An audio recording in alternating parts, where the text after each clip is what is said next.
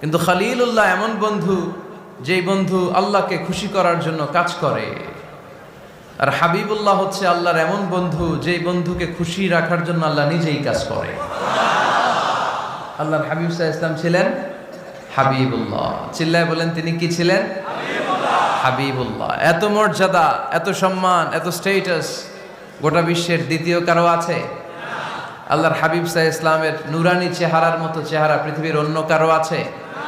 কোন দিক দিয়ে আল্লাহর হাবিবের সাথে কোনো মানুষের কোনো ধরনের কম্প্যারিজন, তুলনা চলতে পারে না। Whether it's the fitness, whether it's the skin colour, whether it's the sound, whether it's the status, is out of any kind of comparison.